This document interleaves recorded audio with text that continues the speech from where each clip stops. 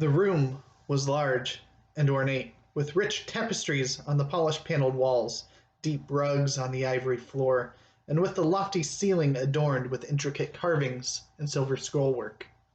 Behind an ivory gold inlaid writing table sat a man whose broad shoulders and sun-browned skin seemed out of place among those luxuriant surroundings. He seemed more a part of the sun and winds and high places of the outlands.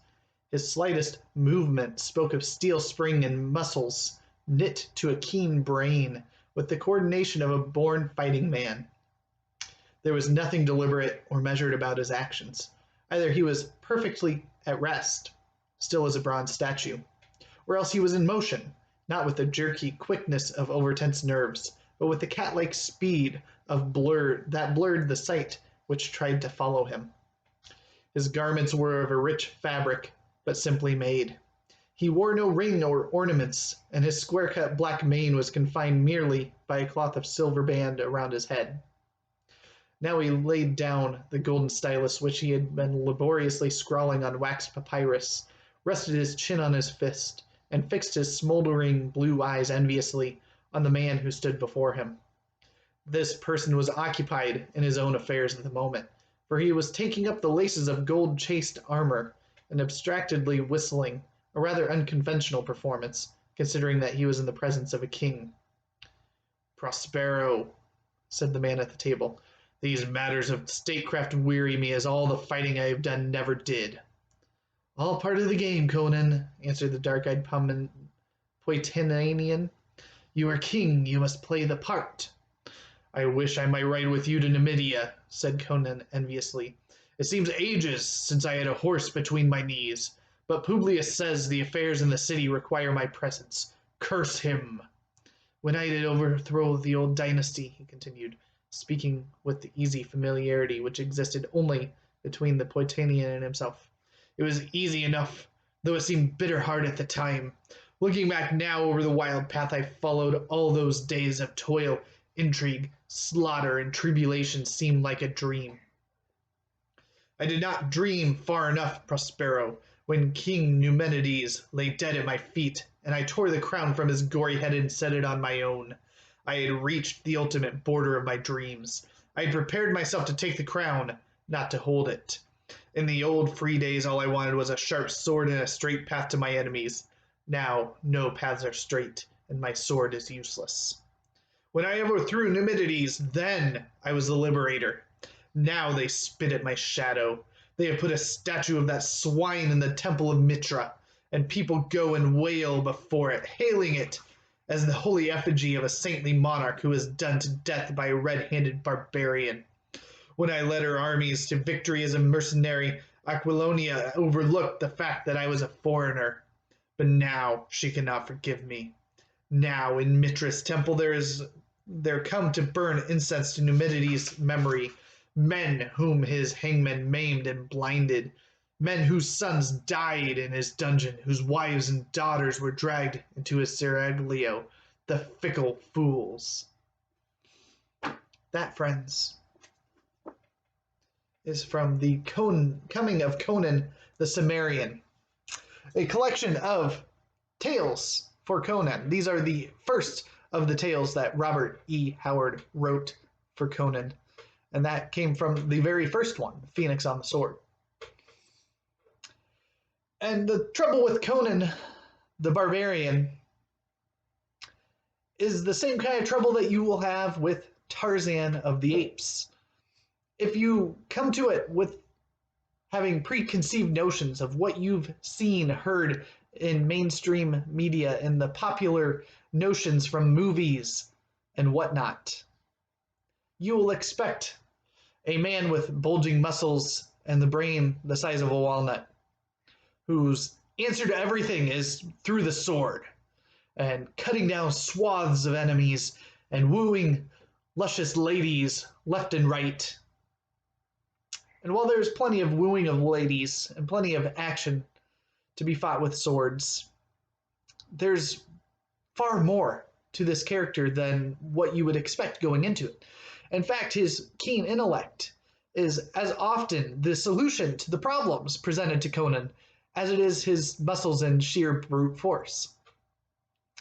That's not to say that there aren't instances where it is more forceful in the resolution of issues, and there are plenty of maidens abound. Each story, I believe, has at least some sort of a lust interest, so to speak. Um, and that's part of the time, part of the style of the approach that was being used. This is Robert E. Howard before he started writing the stronger female characters later in his writing career. I know he's known for some of them, but Conan is arguably his most well-known character that he created, with good reason. If you haven't read any of the Conan stories, start with Phoenix on the Sword. That's the one that opens up this volume. It's the one that got me hooked. The other one that's commonly referred to as the peak Conan story would be the Tower of the Elephant, which was really, really good as well. And in general, the collection, I think there's 13 of them in here. There wasn't a single bad one. There were some that stood out more than others. The two that I mentioned, for instance. And unfortunately, the later stories in here feel kind of like a blur because, well, I was in the middle of reading too many other things I had put off and put off and put off and put off getting back to Conan, so I tried to just binge through the last of them in a mix of audio and reading, and the audio form just didn't stick as well. So this is one that I'm planning on going back to and at least revisiting the last half. But the other great thing about this particular volume, in addition to having, great images throughout in here, it comes at the tale of contents. So you've got stories, and then you've got other stuff, and some of them aren't as interesting. Untitled synopsis.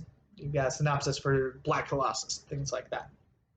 Those are interesting enough. As a writer, I appreciate the inclusion of those. The first submitted draft of his Phoenix and the Sword, for instance, is in there. Notes on the people of the Hyborian Age. So think Tolkien, all that time he spent developing his world, putting thought, consideration into how he's developing everything going on around his characters. And what surprised me the most, and what I appreciated the most, not just Conan and his adventures, which are all fascinating and exciting and enjoyable, but then you get to the miscellanea in here, and you get the notes on the people of the Hyborian Age. Then you get a whole 20-page essay on the Hyborian Age, where it goes in depth on all of this stuff. And then even more fascinating than that, at the very end, in the appendices, there's Hyborian Genesis. And I've peeked ahead at the other two volumes of Conan that I've got on my shelf that are in the same kind of style of collection. And they continue that last one, the Hyborian Genesis, part 1, part 2, part 3. And it's the creation of all of this stuff, and it's so fascinating. For everything I love about Tolkien, I'm finding a lot that I also love about Robert E. Howard. It is fair to say that he is now already one of my favorite authors. And that was set in place just through the stories. About halfway through all of the Conan stories in here, I knew that I just wanted to do nothing but read Conan at the time, and I didn't. And I regret that choice. I still haven't gotten back to more Conan since finishing this almost a month ago. That's how far behind I am on making videos to review things. But there's so much depth and thought that he put into the world building above and beyond just the tales that he's telling. And that makes me appreciate the author even more with his craft. Now, these little black volumes, they've got the essential. I mean, it's all of the Conan, I believe, through the 3, but I know they have other ones for Kull and all of the other characters, his minor stories. All of those things are collected in a series that looks just like this. And I've got the 3 Conan ones on my shelf, and I want all of them now. Needless to say, those volumes are going at the top of my wish list because I want everything that Robert E. Howard ever wrote, because I want to read it all at this point in time. Just from reading this one volume, I know I want to read more. The couple of times that I've done sample readings out of Robert E. Howard, and I'm reading a little bit out of each of these things. I mean, Robert E. Howard was at the top or in the top 2 each time. His writing style is just, it jives with me in a way just like Tolkien's writing style does. It's something that I can immerse myself in. It draws me in. It makes me want to keep reading. I don't think there's any risk of Robert E. Howard overthrowing Tolkien. But I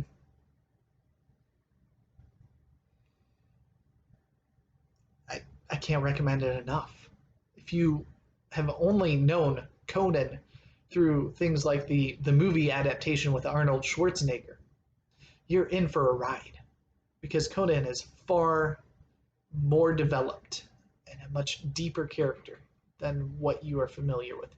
Even the comic books, I imagine, don't give the same depth to the character as what you find in these stories. Michael K. Vaughan could probably speak to that with a lot more clarity, because he's read all the comics. He's probably read every single one of Robert E. Howard's stories.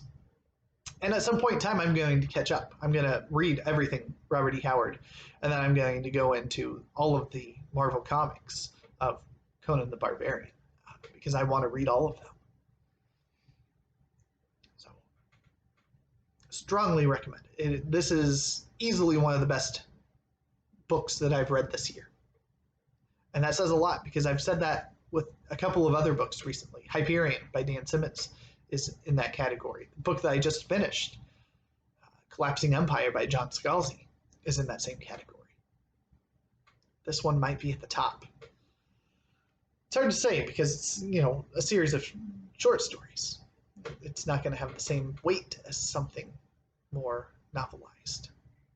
But then again, Hyperion wasn't necessarily a novel. It was a collection of stories as well. So, strongly recommend Conan, Phoenix and the Sword, Tower of the Elephant. Go read those 2 stories, see if they whet your appetite for more. Because those are 2 great starting places, I would imagine.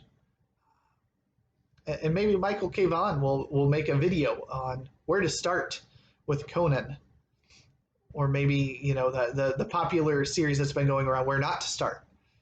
I've seen Brian from Bookish and Jack the Rambling Raconteur do recently. But this was a great place to start, because it was his first stories, the original adventures.